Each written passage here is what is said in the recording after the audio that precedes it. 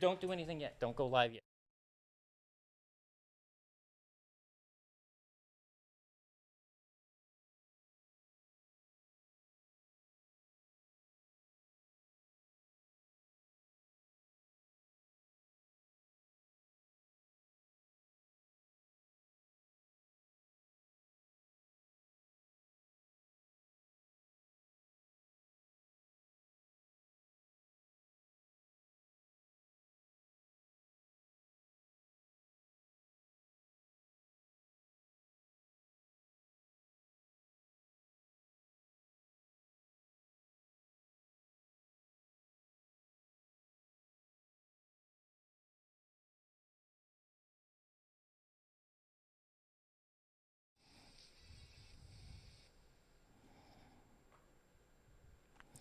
So what you saw right there was our new opening, and we've been having a little bit of technical difficulties this morning. One of our computers that we've used for years, I guess it's probably been too doggone long that we've actually used it, just fried and went belly up on us. So that was wonderful. And you saw the new commercial that we're going to be running on Hulu and American Flat Track, but unfortunately there was no audio. The only person that could hear the audio was me, but I guess that's quite all right. So you may notice I'm not Brian Weston. My name is Jeff Weil. I take care of racing services here at Arai Helmets. This is going to be kind of cool. We've been talking about this for a little bit because I have specific relationships with some of the riders after working with them at the track for so long. And one of the people we're bringing on today is actually one of the guys that one of my first Superbike riders I ever worked with, and actually the guy that brought me one of our championships. He's a 4-time champion, and I got to be involved with his first Superbike Championship, which was just absolutely pretty awesome. And I guess he's a good dude. I mean, he's been around forever. I think he's like 94 right now. He raced for somewhere around 72 years. But one of the coolest parts of Josh, one of the things I always admired about him, was he was one of the most hardworking guys in the paddock. He was absolutely incredible. If you're on Strava, you can follow him on Strava. The dude does like 30 to 40,000 miles a year on a bicycle. It is absolutely insanity.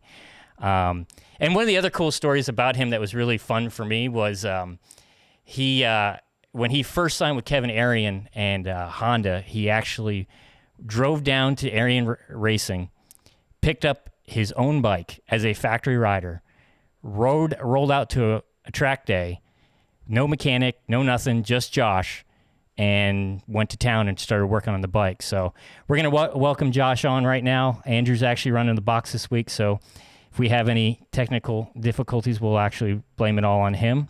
But let's bring Josh on. Hi. I really liked your intro.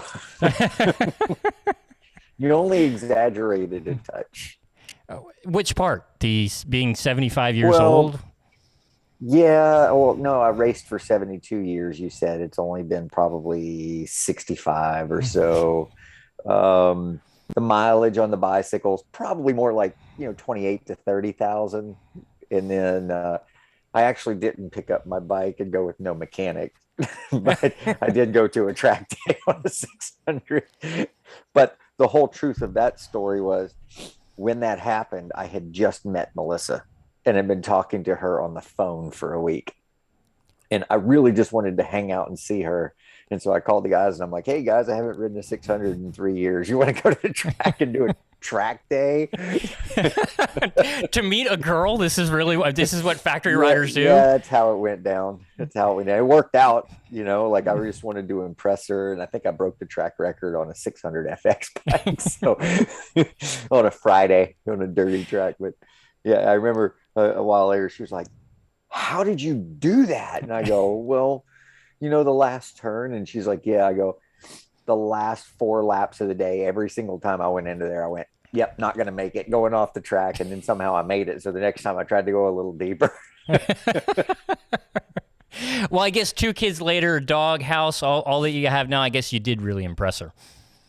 I must have a little bit, at least. I think she had just sworn off racers too, on top of that. So, oh, that's perfect. And then she picked up her first pro. That poor woman. I heard also that you drug her the track last year, made her be a mechanic all year while pregnant. No, she wasn't pregnant last year. Last year she had a baby that had just come out. Oh, okay. I'm sorry. And it's quite honestly the other way around. Yeah. As you well know. As you well know. Yeah, this is true. This is true. I wanted to retire to greener pastures. What, living in a motorhome with your kids is not like the retirement you wanted? Yeah, old travel trailer. But Melissa's like, this baby's 2 weeks old. Get us to the track. She's getting a Mississippi accent the more she lives with me. Oh, that's perfect. That's absolutely perfect. I'm coming back to my roots, man. I saw that. You're going back with the mullet again. I'm loving it. Yeah, it's actually like on my shoulders now. This is probably the longest one I've had. Oh, no kidding. And how long you been growing that? That's been all off season? Yeah, been working on it for a while. My kid's got curly hair, and I want people to believe he's mine. I still want to believe he's mine. So speaking of your kid, how's Hawk doing these days? He's a pain in my butt. He's a 4-year-old in all his glory. We're at the stage in life where we're playing the opposite game. Oh, everything is like, well, we're gonna go do this. No, I wanted to do that. Sky's blue. No, sky's red. He mansplains to Mel. Yeah. And all he wants is TV. So we're struggling with that a little bit, but hoping like everything else, this is a little bit of a phase, and then we'll get him back on his motorcycle, because he rips on his PW50 and hasn't ridden it in months because he doesn't care. Well, is he at least watching old races of yours? Nope. No. All he wants is bingo and rolly. Puppy dog pals. Oh, well, he'll come back to the motorcycle. Don't worry. I've seen him at the track. He does pretty good. No, he rips. I've got a video of him like backing it in the backyard and stuff. So he rips. It's crazy. That's insane. You actually have a track in your backyard, right? Yeah, we do. We have a little flat track set up and a TT up on the top. 8 TTR 125s, and that's where like a lot of our J-Force training camp stuff is done. And so we've been mixing it up. We've done a few things with fast track riders out here, track day company out here at Cal Speedway in Southern California, where he was in the past doing some dirt training with Eric Bostrom, and Eric moved away. So we've been teaming up with him and doing some things. We've done our own J-Force stuff. And a lot of times whenever our friends and pro athletes are in town, we all get together and bang bars in the backyard and keep it fun. So they're not that old. They don't have that many laps or miles on them, but all of them have, wonky wheels and all the things that happen. It's all kind of started around American Super Camp. Danny Walker and I were real close. I was part of Super Camp, or not a part of Super Camp, but I was a guest instructor for 15 years with him, and loved the school and believe in it. And then I just kind of took it and kind of do something a little different. I don't go through the drills that Danny goes through. I think that Danny's is a great prerequisite. If you do that, you'll come to our house and have a lot better time. And we just we do more riding and working on racecraft and situational awareness and fun things like that. That sounds really cool. I mean, it's more of almost like more of a race school, more actually tuned to what you're going to take from the dirt and use it on a superbike. Is that correct? Yeah, Danny teaches the technique of riding flat track on these things really well, and I can't do it better than him. He's been doing it too long. I don't think anybody does it better than Danny. And so I just wanted to take like what everybody was using that tool for in the original bit, and go, hey, we just enjoy riding and having fun. So when people come over here and ride, if they haven't done Danny's school or something, we don't really spend a lot of time. But if I see something that's holding them back, we'll say, hey man, try this or try that. But for the most part, we do a lot of we really enjoy gridding up and doing elimination races. When I did my first J-Force camp, I had Garrett Gerloff, Cam Peterson, Bobby Fong, Corey Ventura, and Hunter Dunham. And we must have stacked up and done 40 or 50 starts a night where we would do 3-lap elimination races. The last guy came off the grid, and we do 3 or 4 of those. And then we build a new track. You got 1 lap to ride it and look at it. And then we grid it up and started racing and doing eliminations again. And, it's like having to know that if you fall down trying to make a move, you're out, is nobody wanted to sit on the side. So they started really thinking about how to get into the right position and ride smart and make sure you got to the end. And I thought all of them learned some cool things from it, honestly. That's cool. How much? I mean, we see so many of these riders that are actually. I mean, years past we had flat trackers that moved to road racing, and Kenny Roberts and all those guys. How much of the dirt track stuff actually does transfer over to running a superbike? And actually, one of these modern superbikes is because all the traction control and all the different stuff that's on the bike. How much does it still really apply? I don't think it does at all, quite honestly. Like it really doesn't. But that being said, anytime you spend on a motorcycle, working the controls, like especially at the guys at this level, they're having to. They're fortunate enough to be practiced enough that they are working on a skill or a situation where they're not thinking about the controls, but they're using the controls to help themselves get there. And sometimes having to do it in a little different way than they do on a road race bike, but they're still going through the motions. They have to find balance. They have to have a good feel for the people around them. You got to know that if somebody comes up the inside super fast, if you're getting in there good, they're probably not going to make the apex, and you got to have a plan of how to handle and deal with that situation. And then you got to actually execute it. And to do that, you got to be doing all the proper things on the controls without thinking about that too much. And so when I started racing, I started as a road racer out of high school, and I had zero racing experience. I'd raced a go-kart twice in my life or something like that. And so I had literally goose eggs, zero racing experience. And I went club racing. And fortunately, there was a lot in the Southeast in Wera in the mid 90s. There was large grids and a lot of competition for me to learn from very quickly to have any kind of trajectory up and learn.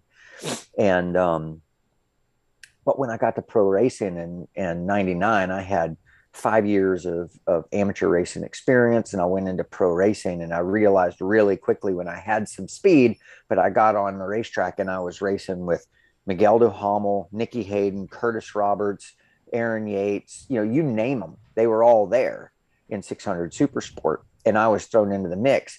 I figured out really quickly what race experience was and racecraft. And, I looked at Nicky, who was so much younger than me. He was 6 years younger than me or something. And he had more race experience at that age than I probably still had at 35 with all the years of road racing experience. Dang. And so I had a lot of catching up to do. And I went and decided to go motocrossing. It was accessible to me. And I said, okay, well, I got to go motocrossing because I just got to be able to find people I can go ride with all the time. And I got a lot of dirt thrown on me. If I was I'd try to find people about my speed, a little faster, or a little slower. And I would ride behind them, try to get out of the roost, be creative, find ways past them, let them back through and go through it all again to try to catch up on racing experience. And, I said, man, if this happened to me, it's got to be the same way for a lot of other people. And man, for me, a great example was Garrett Gerloff, who, man, Garrett is so insanely fast. Honestly, he is so put together in how fast he is, but he's always been faster than everybody. And so all of his wins were riding off into the sunset. And whenever he got to guys like JD, and then he got to Superbike and he had Cameron and Tony Elias and Matt Skoltz to fight through, all of a sudden he couldn't showcase his speed because they had a lot of racecraft of how to keep him from being able to do that. And so one of the reasons we did our J-Force camp was to give him basically just a shot in the arm of experience of what we could do in a small amount of time. And I like to think it worked because he started winning. He won Laguna, but from the front. And then I remember at Pittsburgh, he went to the front, ran off the track, and then had to go back through the guys again to win. And he had not been able to get back through these guys before. So, and then, he gets to World Superbike and maybe went a little too far the other way. You got to bring it back a little bit, but that's going to be part of the process. You know what I mean? Like, it's experience, and we have to figure these things out the hard way sometimes. It's just how we work. Yeah, I mean, that's basically what you're doing more these days. You're working with a bunch of the riders and working on the racecraft and stuff, which is really cool because I mean, you have oodles of experience, and you really do. I mean, all kidding aside, you've outworked everybody. I You, appreciate that. I don't know. I felt like I had a decent amount of talent. It wasn't as much as a lot of the guys out there, but I had to be a good student. Some things I had to learn the hard way. At least I recognized what was happening. You know what I mean? So that's allowed me some cool things and experience to be able to pass along to the other guys. yeah, no, that's great. I mean, and Garrett's. I know you worked with Garrett for a little bit here and there. And are you still working with him at all? Not really. We still chat from time to time, but we're not talking on a regular basis or anything. I got a Uh, handful of still the pro guys that I do talk to. Bobby and I have worked together. Bobby Fong worked together for a long time. Spent some time with SDK. I've done some work with Richie Escalante. Corey Ventura has been one of my guys from the beginning. Hunter Dunham may had some good improvements. I worked with the Westby team in Sculpts this year. Jarrett Nassani. There's been quite a few guys along the way that I've kind of put my hand in there a little bit here and there, and Cam Peterson, and just tried to help them make some steps. And a lot of times it's not even just the racecraft and the things on the track, though. Those are the things I'm most comfortable talking about. Um, there's a lot of things behind the scenes of just how to deal with life, the pressures of team management, your own expectations, what's happening with other racers on the track, how to deal with different adversities, and fortunately and unfortunately, in a pretty long career, I've gotten to experience all of those things at some level or another. Maybe not their exact situation, but something that feels familiar, and been like, okay, well, I got it wrong when I did it this way. So here's a way I fought through it, kind of thing. no, that's awesome. And Melissa went out and was a mechanic last year and worked a lot with Hunter Dunham. Which you guys got planned for this year? Yeah, Mel's program's been kind of changed over the years. You know what I mean? She went to run her own program. She ran Jamie Ostadio. She ran Corey Ventura and got second in the Junior Cup Championship with Corey. And then we rode the 600 with me on it a little bit for a while, and it's like everybody knows, it's so hard to run a race program. It's like, how do you make a little money in racing? You start with a lot. you know and so at some point somebody said, hey, listen, we believe you can help us, and you can get just paid to be a mechanic and or a crew chief or whatever you want to call it. And she had some really good success with that. I mean, winning that stock 1,000 championship with Cam Peterson and vaulting him into Superbike, was really fulfilling, I think, for her to be able to help be a part of that. And then Hunter, big goal with Hunter was to get through the entire season, keep him off the ground, but still make some improvements. And we felt like we did that. And Hunter's been around for a long time too. I've known the family for a long time and like seeing him make progress. But yeah, it eventually came back around where, this is important to Yamaha. And whenever we got to go check out at the press launch, the new R7, and both of us got to ride it and talk to the guys and understood how important it was for them to have success with that bike, we said, hey, listen, we think we got the guy that can do this for you. And so Melissa's resurrecting MP13 racing. Corey Ventura is going to ride an R7 in Twins Cup. And Corey is fully committed. He actually quit his job and has moved in with us here in Southern California, is living with us and doing all the prep work to be ready for the season. Melissa's working hard on the motorcycles, and I think she's going to have a very, very strong. I have very high expectations for both Melissa and Corey. And so, yeah, Corey's going to have a bad day if he doesn't get this right. Well, he's living at your house, so you can go home. And so, does he have to do the dishes if he doesn't, get on the podium? What's kind No, of I where mean, you we've been working? spending a lot of miles on the bicycle, and I'll just walk by and randomly dead leg him and drop him to the floor from time to time. And the abuse just gets higher if he doesn't perform well. Oh, hey, it's the life of a racer. We got to motivate, right? Whatever it takes, whatever it takes. He seems to respond well to it. That's good. That's great, man. That's awesome. It's kind of cool to see you guys though giving back. I mean, it's you've been such an important I part of like how the. you say that. Like there's any thought of giving back anything. We just want to take, take, take. Like I'm a racer. All I've done is take from this world my whole career, you know? Yeah, but So we need more of that. I mean, there's so many great personalities in the paddock that you and Melissa being there and being the family you guys are is so cool, and it's maybe an inspiration for other riders and stuff. And I know. well, this has been quite the transition for us to turn it into the family affair. Heartland RV helping us out and getting us in this travel trailer so that we could do this as a family. And for the first time in my life, actually seeing a little bit of the country in between the races, it's been quite an adventure.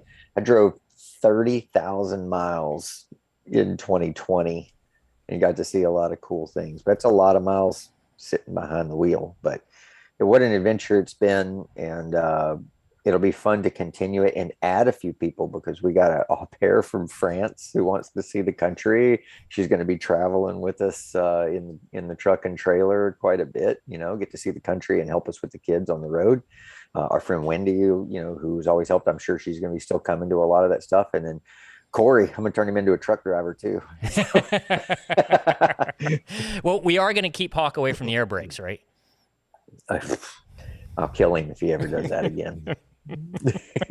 He switched the knobs on the tractor trailer, and so I kept trying to feed the trailer supply to use the brakes of the RV, and it took me only a day, 400 miles in a Freightliner dealer to figure it out. So I almost killed him. I almost dropped him at the Mexican border with a 20 pin to his shirt.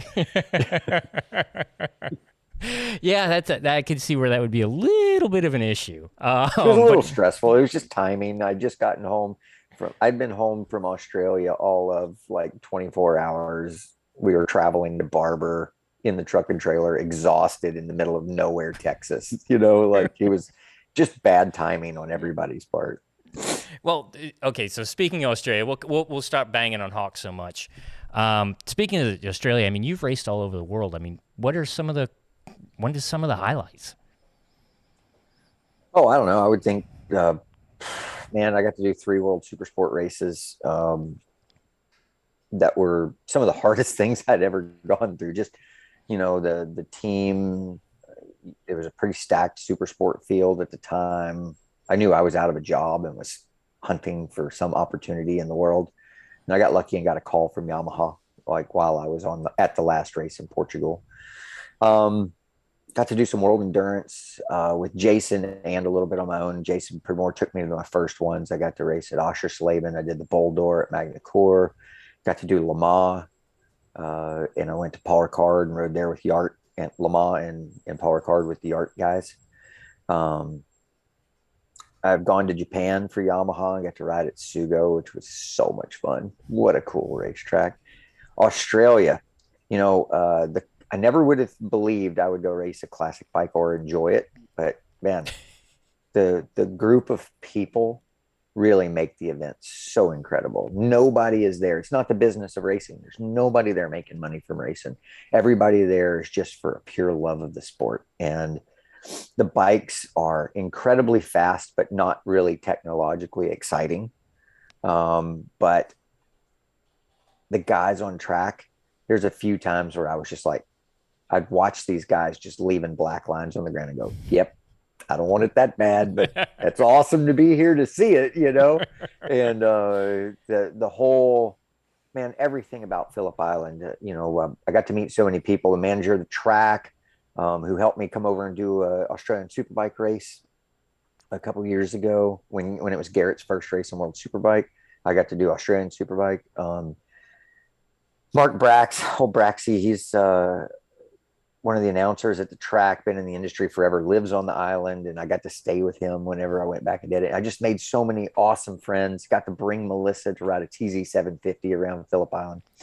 And the track itself, I mean, the track is a blast to ride. It's so fast, but you get there and you look at it and how picturesque it is, and you go, man, they built a racetrack on oceanfront property. Like, where else in the world could you possibly do that? You know, and it's quite distracting. It's so awesome, really. And it's everything about it. The atmosphere, the people were so much fun. The first year I went, I actually won a race at the end of the weekend. Jason had gotten hurt. Pridmore had gotten hurt in the first race, which was terrible. And by the end of it, I believe on the fourth race or whatever, I had managed to pull one off, and I won the race at the end of the weekend. And it was incredible because when I got back to the pits, the captain for the Australian and New Zealand teams were standing in the pit waiting for me to congratulate me and tell me how great it was that I came and ran at the front and participated and brought the show. And, you know, rather than just participating. And they were so pumped, and it was just great to be around so many people that were so excited to have it all be just fun and competitive that, man, it's hard not to want to be around that a lot more. No, that's really cool. I mean, racing is about passion. Racing is about, you know, motorcycles is about passion, and it's neat to see that these guys, I mean, the classic racing seems to be really getting bigger even here in the U.S., but it's so great to see these guys' passion actually bubbling through. And, you know, it's fun because I mean, I know you've raced a MotoGP bike. I know you've actually been in the lead. I didn't touch on Valencia, did I? No. I mean, it's just like a distant that was memory. Another one, so there's another one. Yeah. Yeah. I mean, you know, you're a guy that's led a warm up in a MotoGP weekend. I led a session in MotoGP. I was thinking about this just the other day. I'm like, not a lot of people have the timesheet that says I led a session in MotoGP, and but somehow in this incredible weekend where I only rode on slick tires and carbon brakes in qualifying and the race, I managed to get in the top 10, and I managed to lead a session of MotoGP. So that's pretty incredible. But I mean, but that is what it is, and it's such a big thing. But it just shows through that your grassroots racing is one of the most like important things to you, which is really, really cool. I mean, we've got some of these guys that are, like I said, into the classic stuff, and to see you getting so excited about the classic stuff it's really cool. Like I said, like the technology, the machines are not incredibly exciting to me, though. Man, I tell you what, that bike that I've been riding is so fast, right? It is so fast. But the people make the event. It's really just everybody having a great time. Yeah, it's an older crowd, but they're a crowd that have been in motorcycling for a long time, and they have such a love and passion for it. It's really cool.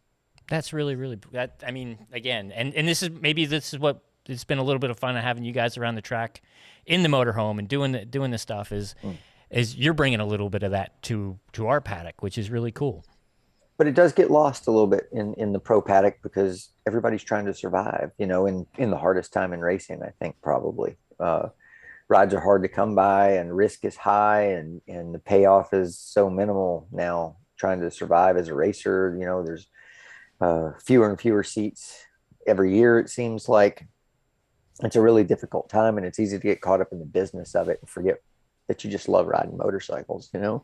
Yeah. So fortunately, I still have such a strong relationship with so many people in racing and in motorcycling. You know, I have a strong relationship with Arai and Tai Chi, Olin's, Dunlop, and of course Yamaha, that I'm still lucky to have a lot of motorcycles in my garage and have the ability to go out and ride motorcycles every week.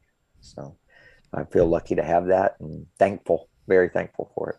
No, you know, we've loved having you around. I mean, we did a press launch for the Corsair X in 2017, 2018, somewhere in that neighborhood, and we actually had Randy Mamola there, Nikki Hayden there, Chris Ulrich there, you know, the M4 Suzuki Superbike. We actually put Aki on the back of one of the M4 Superbikes, which was kind of fun.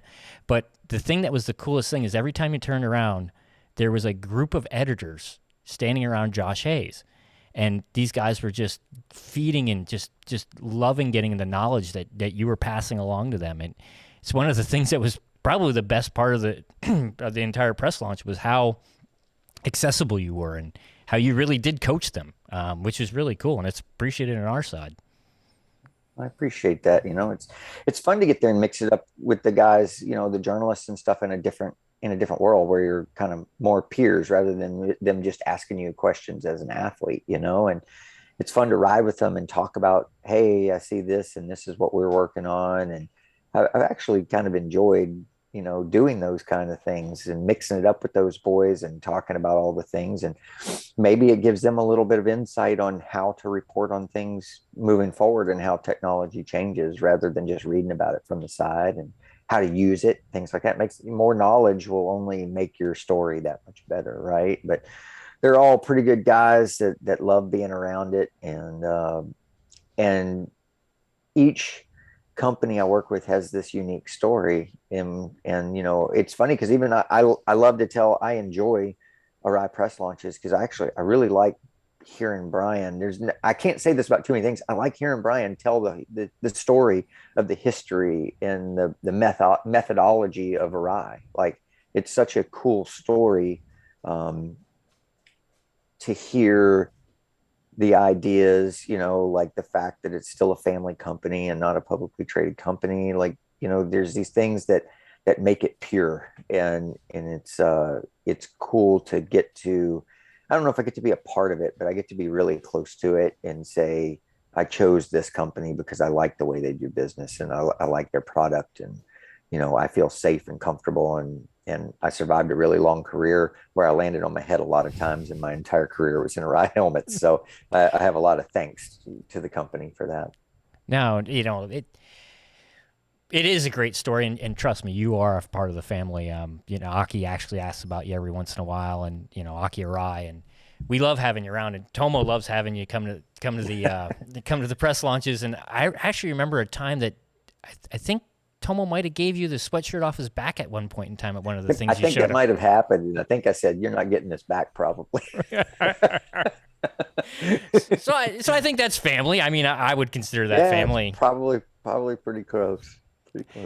But yeah, no, it's and for me, being the race service guy, it was always great that I can know that my job at the racetrack's not just to clean shields and clean a helmet and make things look pretty. My job is to actually report back to Japan and actually tell them, hey, look, this cheek pad works a little bit better than this cheek pad, and this shield works a little bit better in this situation, or so on and so forth. And it was always great that I knew that I could always go to you and give you the most advanced stuff, and you'd give me the most honest feedback, and it was always really appreciated from my side. And as from Arai, that made my job easier to report to Japan that, hey, we're going in a good direction. Josh Hayes loves this piece. So I mean, honestly, I mean, you were a great R&D rider for us, and I'm sure you probably did a lot of that with Yamaha too, a little bit of R&D work. Yeah, like you kind of go through everybody through the years. For me, it goes from the beginning, right?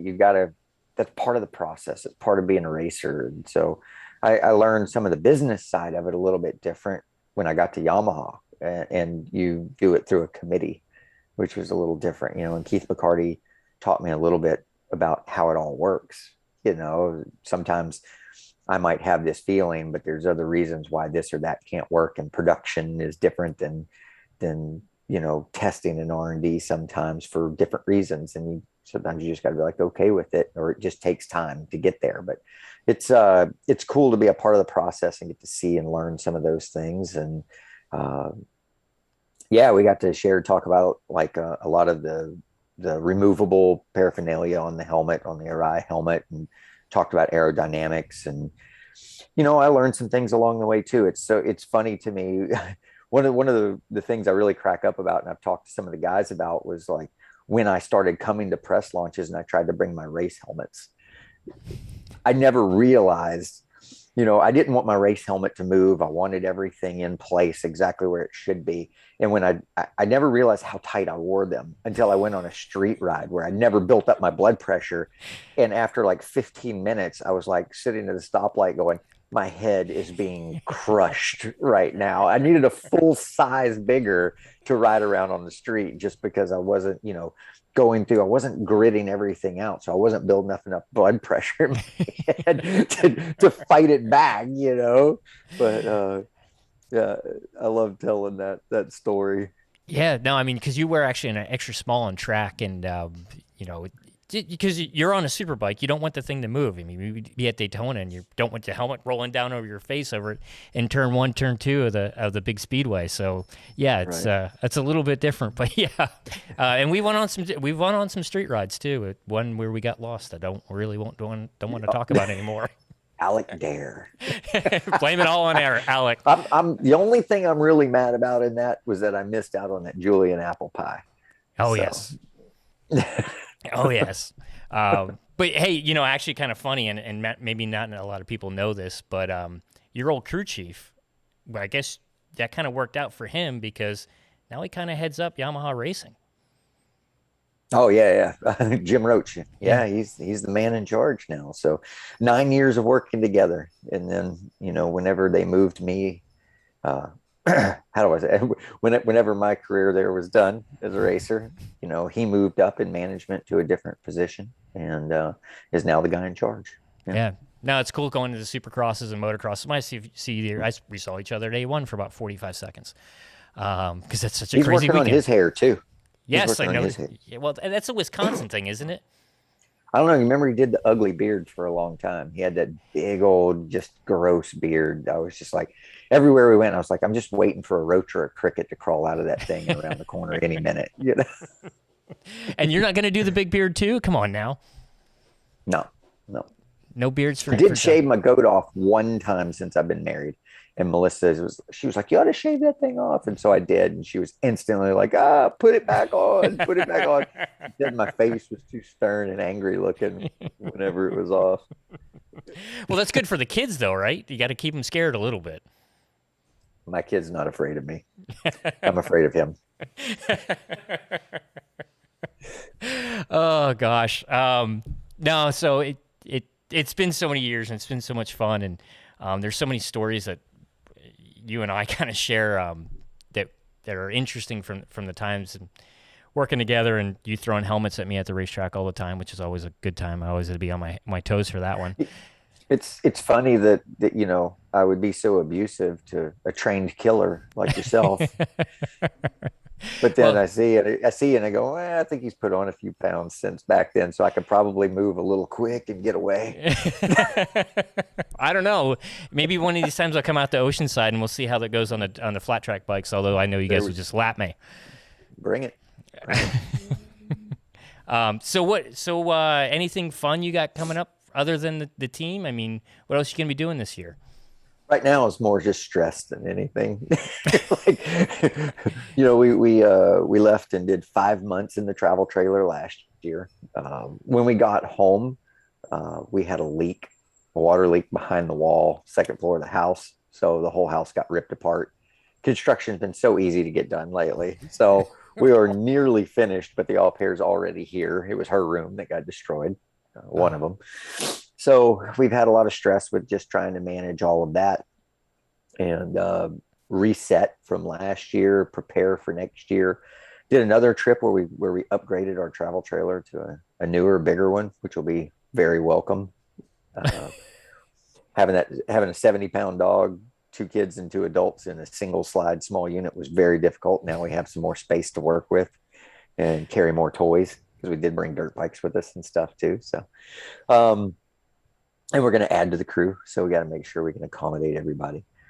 And now everything's just prep work to get ready and try to be right for Daytona. So, which I think we were going to talk about.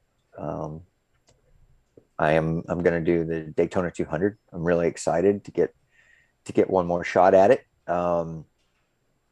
We are joining forces. Melissa and I did it in 18 and 19 or 19 and 20, right up when it got canceled. Right. And I couldn't have been more fired up for the race than when it got canceled.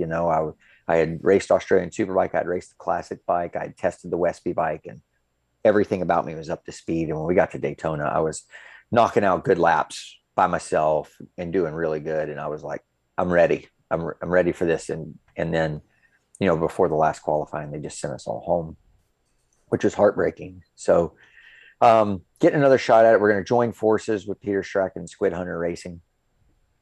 And the conversation there has been fantastic. And they have their bit that they bring to it. They have a good motorcycle. They have, some good stuff that they've put together. They are allowing us to use our resources and our knowledge and what we've done that's worked for us in the past and add that to it.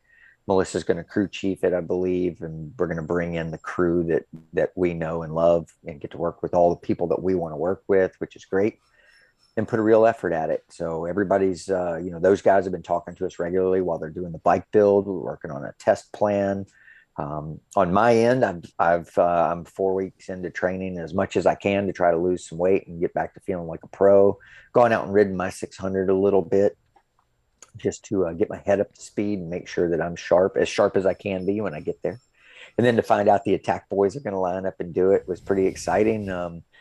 At 46 years old, nearly 47, I don't know how many more shots I'll ever get at the champ. So I'm going to relish this and try to give myself zero excuses and show up and put my best foot forward and see what I can come up with. I'm still pretty crafty, so I got some good ideas, and fortunately I have a bit more experience than all these guys at the 200-mile races, and I know how these races go. So I feel like I can roll into there with a little more relaxed and just knowing how it all plays out.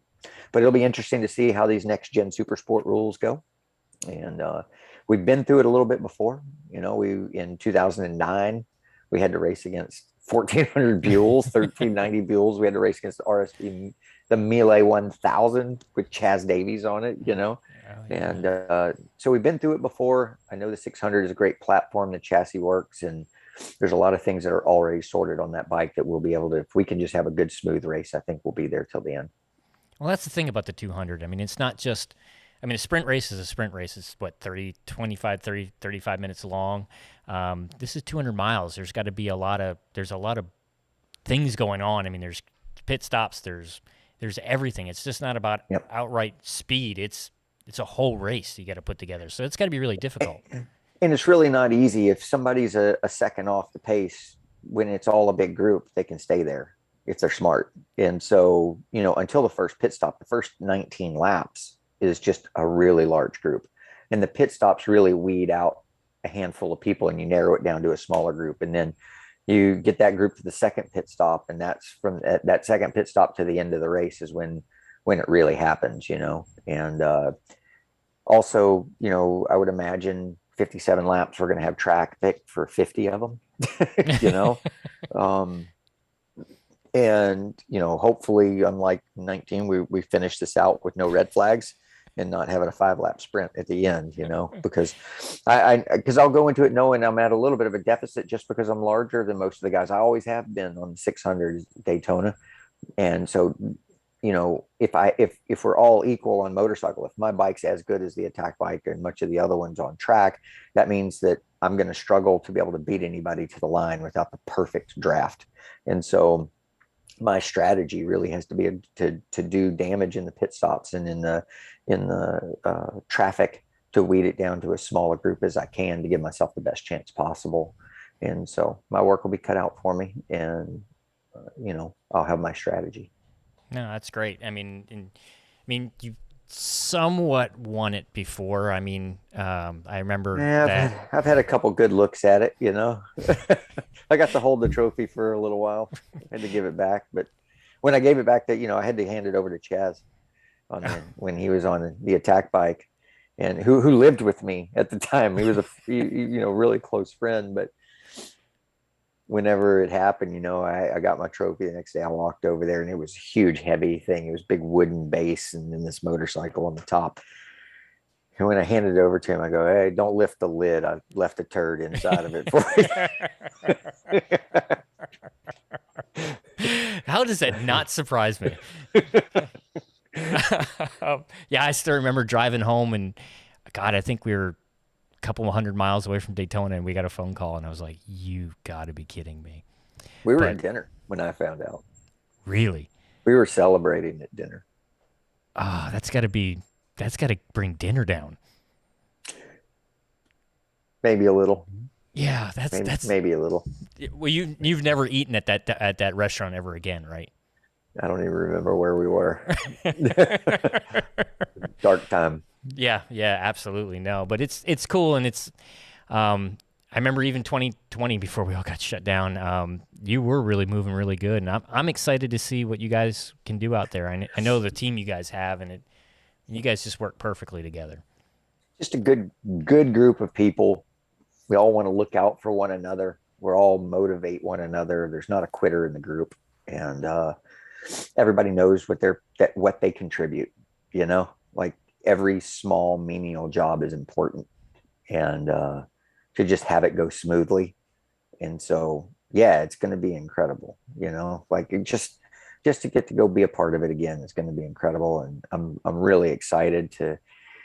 It's hard because I was even like one of the guys that was like, if we never go to Daytona again, that's okay. Like I really believed that. But at the time I was on a superbike and I'd ridden a superbike there a lot of years. And when I went back in 19 and 20, it was incredible, the feeling of nostalgia, because for so much of my career, we started the season at Daytona. You rolled in there in March, always feeling like you were behind and trying to get everything together at the last minute. But just seeing the speedway, getting in there and driving through the tunnel, and the smell of the race fuel is just permanent at that place. Every bit of it was nostalgic and familiar and flooded back to me. And I was like, oh, this is where I'm supposed to be right now.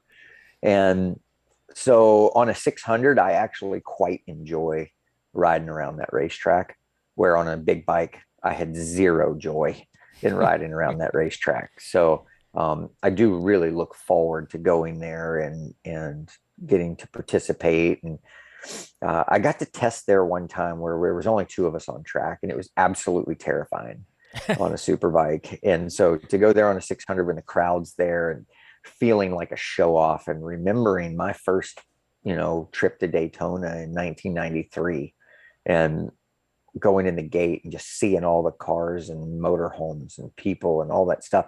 It's a little sad and different to go into town, or just Speedway Boulevard, when the show is just right there outside of the track. And it used to be overrun with motorcycles, and it was probably 30% cars. And now it's like maybe, 20% motorcycles. It's definitely different, when you remember the old days, but it still gives you those feelings whenever you roll into that speedway, and the show that's there, the people that are there to race. And I really, really look forward to this. Maybe a last hurrah. Who knows? Who knows how many more opportunities I'll get, but I'm going to relish every one of them right now. I'm pretty sure you're never going to officially retire. I'm pretty sure that you're going to No, race for the rest of your life. there's a few people maybe that retire from racing, but that ain't me. That ain't me. Well, you will be actually kind of excited to know that I was actually at the Roar last weekend down in Daytona, and it's the preseason testing for the Rolex 24, and camping was sold out. I rolled in, and there was more. The entire turn 3, turn 4 section of NASCAR turn 3, turn 4 is completely full of campers, tents everywhere. I think we're actually going to have especially with MotoAmerica running the event and being a little bit more of a professional race. I think we're going to see some pretty big crowds, and there's some pretty cool things going on there. Do you know what other classes are racing at that race? Yeah, actually, Corey will be racing on the twin, and then the baggers will be there. So I think a lot of people are, we might actually draw in a new crowd, because how many years did we go there, and you go downtown to all the Harley, and cruiser events, and they didn't even know that there was racing happening at the speedway, and now they're going to have something to be invested in, having the baggers on track. And Kyle and those guys tested there. I think they said they went like 160 miles an hour on those things around the banking, and it wasn't too bad. So that's going to be pretty incredible to see. And it'll be interesting to see what happens when all those big bikes and bodywork get together with the draft, for sure. And then the twins class is probably at Daytona going to look like Junior Cup. it's going to be insane, I would imagine, with how many bikes are going to be stuck together around two bankings there. So I think Corey's pretty excited because he's going to get to experience Daytona for the first time. So, He's never been. no, I mean, we haven't raced there in so long. He's been on 600s the last couple of years just doing AFM. So yeah, he hasn't seen it before. Wow. So what kind of advice do you give to him for your first time at Daytona? Just, probably close your eyes is what I do. We'll walk through a few things. We'll talk about some intricacies of the track and some strategy and just how it's going to work. And, I'll have some idea of how that's going to happen, and being calm and learn as much as he can over the course of the 3 days or 2 days, whatever it is that it's going to be for him. Might be a 2-day event. But there'll be a lot to take in, a lot to watch and learn with what happens with our race, because you have 2 hours to figure that out, and then hopefully be able to go out there and really quickly apply what you learned from your experience on the track. Fortunately, the track's pretty simple. I would imagine the twins are going to be flat out through the kink. So you got turn 1, turn 6, and 2 horseshoes. Really, the chicane. Yeah, he'll have to get okay with figuring out the paint and the chicane, the things that we've been doing for a billion years, and maybe how the weather is. If it's a little overcast or get some rain overnight, maybe you don't touch that paint. But I got a lot of good things that I can walk him through, and then he's just got to go out and see it with his own eyes and figure out how to apply it. No, that should be really exciting. And I'm excited to see him. We're going to be actually working with Corey this year, his first time, and seems like a super nice kid, and super humble, really, really nice kid. So I'm excited to see how he does on the twin. You talk to him, you almost get mixed up and think he's a Bobier. He grew up really close to the Bobier family. Ezra Bobier, he was just here to ride some motocross with Corey for a couple of days last week. And but yeah, Corey and Jeff and the Bobier family have been helping Cameron, Jeff, Ezra have all been close. He's been battling Ezra in AFM. Ezra's been on a ZX10, and Corey was beating him up on a ZX6 all year. Nice. And so, yeah, there's a big rivalry there, but the family is all real close to Corey. So he's got a lot of good people around him to help him, be successful. And everything he's ever done with us has been pretty solid. He's a silly kid who makes some silly mistakes from time to time, but he also is willing to do most anything to have success. And I honestly, I can't remember. I'm trying to think of anybody who did well at pro racing, went away from pro racing and club race, and actually came back better than they left. And I can't really think of anybody in my history that's ever done that. But Corey actually did that. He actually came back better than when he left Junior Cup, and he did a few 600s, and then he went home, and then he came back and he was the only guy I saw take it and actually race with SDK and Richie Escalante in the last couple of years. Like, he went toe to toe with those guys for the podium, for the win, and then shows up and wins on a twin in just 1 or 2 races that he did at the end of the year. So we're betting a lot on him, and like I said, have a lot of expectation for him, and I don't think he'll let me down. Good. No, I mean, and that R7 platform seems to be pretty nice, and it seems Yamaha's getting behind that pretty well. Yeah, this is important to them that they do well with this machine. And like I said, the day we rode it, we said, I think we know the right guy for this, So he's trying to do all the right things. He's putting in the work. He's committed, and it's fun to be a part of. That's awesome. No, that's absolutely awesome. And I just can't. Gosh, we're only about 6 weeks, about six to 8 weeks away from the beginning of the season. I don't think it's even that long, is it? Yeah, no, it's getting quick. Happening. Well, I know, Josh, you have a lot of stuff to do. It sounds like you even more work to do when you get done with this call. So, and I know it's super early in here, and I know you're so happy about being up so early. But I think we'll probably have to let you go. I've actually kept you for about 54 minutes, which is a little bit longer than I anticipated. So on that, I'm long-winded. No, it's great. It's one of the things that I've always, again, appreciated about you is you are such a great personality, and I've heard some of your interviews over the years, and they're so great. And you're honest, which is great. It's so many of these people that we have in racing across all motorsports tend to be a little bit, how do you say, a little bit just kind of closed off. It's a safety mechanism, right?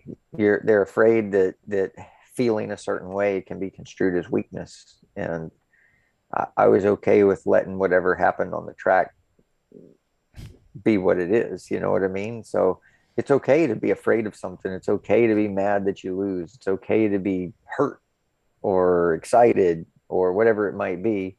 And, one emotion one day doesn't have to tell your whole story. Hopefully your whole body of work is sold differently, Yeah, no, So, I think yours has been. I think you've had one heck of a career. I love this shit, man. That's perfect. That's perfect. Well, yeah, I look forward to seeing you in a couple weeks. I mean, it's going to be fun, and I can't wait. I can't wait to get it started. Yep. Thanks for having me on, man. I appreciate it. I think I see a little Josh Hayes helmet there under your left shoulder over there. Yeah, we got. Is that the yellow 60th anniversary? Yeah, that's the one you wrote at Jersey when we did the 2015. Yeah. Oh my gosh, it's been that long already. And then of course we have the Jolly Roger. That's the most that you covered up for me. Yeah, hey, we do what we can. Is that my Daytona helmet? Because I'm gonna need one.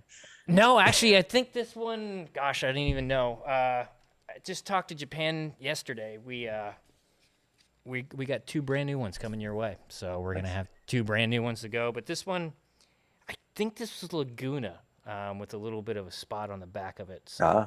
Could happen. Could happen. I'm pretty lucky. You guys have always been so good to me. So I've got I've got 3 helmets on the mantle in the house. I've got the one that you gave me for 24 years of racing, which has got each graphic on it, right? It's got the sprockets over the top. I think the X15 on one side, and it's got the Jolly Roger on the other side.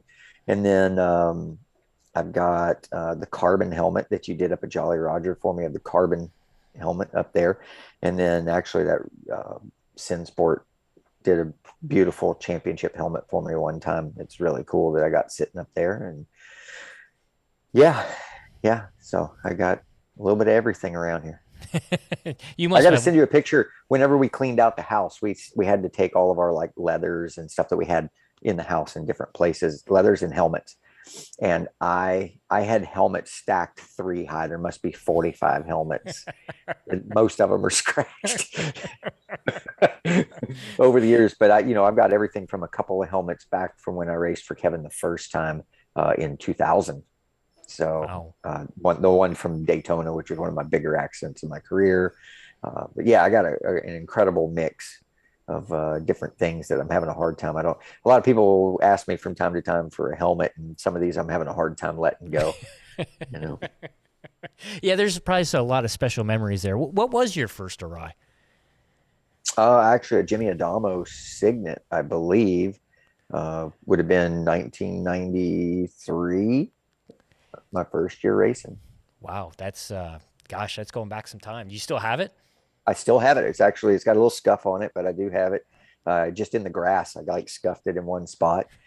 I still have an original Team Hammer helmet from when I signed with John. After that, I have a Mick Doohan that's brand new. I never wore. I think it's a Quantum, maybe. That sounds about right. Just don't tell John Ulrich you have that Hammer helmet. He knows I have the Hammer helmet. Really? Because he knows I have it. Yep. You sure he's not going to try to break into your house and steal it back? Actually, I have it. I have some old original leathers from when I rode from John. The first year I rode for him in 96. We wore Helmut leathers. Those poor leathers got hammered over the season, but I still have them. I have some stuff from like 99 when we went with Bell 2 leathers, and 02 with Technique, and I've got that helmet with that set of leathers like all kind of together. I have everything together in my Team Hammer time. I think he's actually pumped that I've still got one, and actually I got some of those leathers, and I passed on some of the leathers I had from back in the day to him too. I'm sure you got to free up some space for everything else you've got going on over at the house. I'm lucky. I have a lot of stuff, but this is like no humps in the leathers. It's kind of weird to look back at them and it's like, oh shit, there's no hump on the back of the leathers, and like, um, I have some non-perforated ones that I club raced in, and it's just like before anybody could afford perforating leather, like just, yeah, and how many summers did I slog through races in those things. Gosh, So the things that we don't we take for granted today. At one point in time, back protectors weren't even required, which still blows me out of the water. yeah, I wasn't there for that part, but I was there right before tire warmers. Really? Yeah. Yep. That's Yeah. that just sounds scary.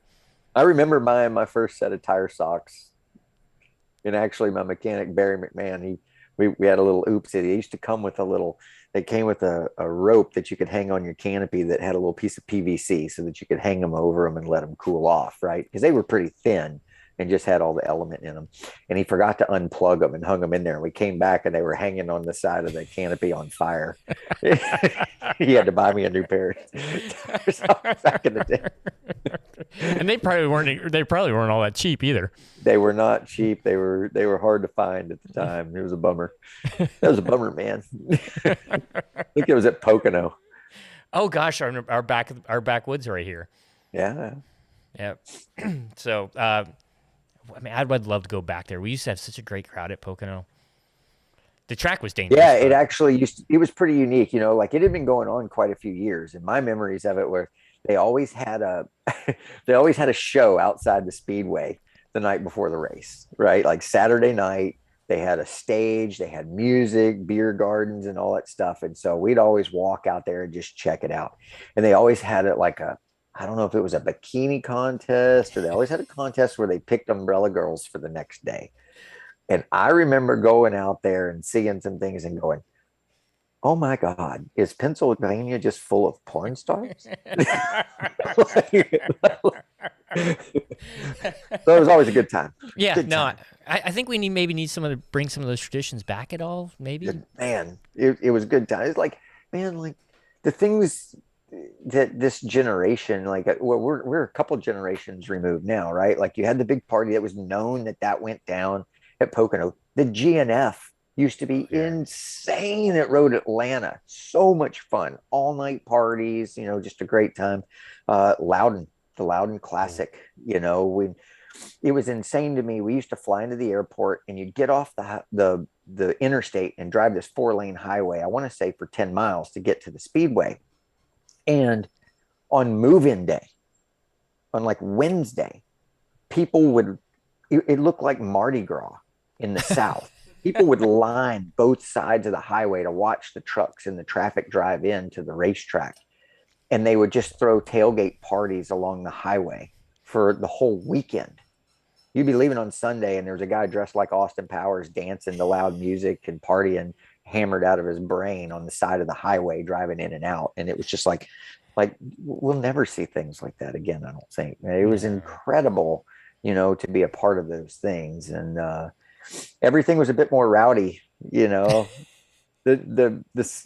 camera phone ruined that, I think. Yeah, take a picture of your favorite rider. Everybody's a little more careful than they used to be. Or maybe we got smarter. Is that maybe it? No, camera phone. We saw a couple of people get tossed out of racing for doing or saying something stupid, and we started keeping our mouths closed. Probably a smart idea. Yep. No, it's bad. It's maybe this Daytona will bring a little bit of that nostalgia back, and with the baggers, maybe like you said, bringing a new crowd. Those guys seem to be a little bit more rowdy than what we see at Road America or VIR.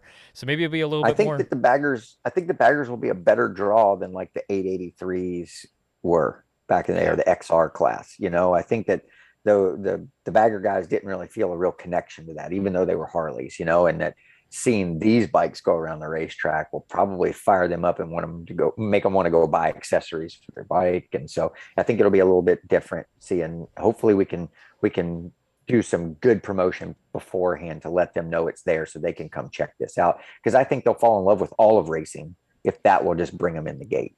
Right.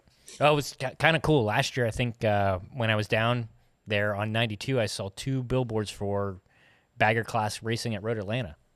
Oh yeah, cool. So it's hopefully we can get this thing big again. It's gonna be a lot of fun, and the neat part about road racing is everything's so accessible. You go to a NASCAR race or a IndyCar race or something like that, you can't really get close to many of the cars. You can't get close to many of the drivers, and I mean, you can go down to Daytona and Josh Hayes will be just hanging out in the paddock.